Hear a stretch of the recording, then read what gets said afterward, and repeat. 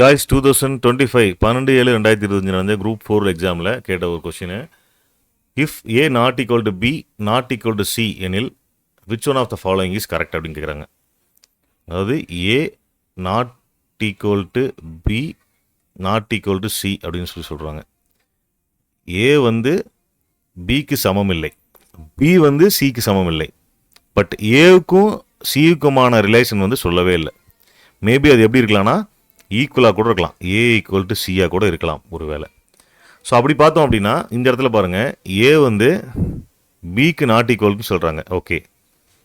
But சிக்கும் not ஈக்குவல்னு சொல்கிறாங்க. இது நாட் ஈக்குவல்ட்டாக இருக்கலாம், நாட் ஈக்குவல்ட்டாக இல்லாமல் இருக்கலாம், சமமாகவும் இருக்கலாம். சரியா? அதனால் இது கிடையாது. ஏபிசி ஆர் டிஸ்டிங்க்ட் அப்படின்னு சொல்கிறாங்க. ஏபிசி ஆர் டிஸ்டிங்க்ட்னா வேறு வேறன்னு சொல்கிறாங்க. பட் ஏவும் சியும் சமமாக இருக்கலாம்னு நம்ம சொல்லிட்டோம். இருக்கலாம், ஒரு பாசிபிலிட்டி இருக்குது. ஸோ அதனால் டிஸ்டிங்க்ட்னு சொல்ல முடியாது, மூணும் வெவ்வேறானவைன்னு சொல்ல முடியாது. அடுத்தது மூணும் ஈக்குவல்ன்றாங்க. ஆல்ரெடி நாட் ஈக்குவல்னு வந்துருச்சு. A not equal to B, B not equal சின்னு சொல்லிட்டாங்க. அதனால் ஈக்குவல் கிடையாது மூணும். ஸோ டி ஸ்டேட்மெண்ட் தான் கரெக்ட். அதாவது ஏ நாட் ஈக்குவல் டு சியாக இருக்கலாம், ஈக்குவல் டு சியாக இருக்கலாம், சமமாகவும் இருக்கலாம், சமம் இல்லாமல் இருக்கலாம். ஸோ இதுக்கு ஆன்சர் வந்து டி.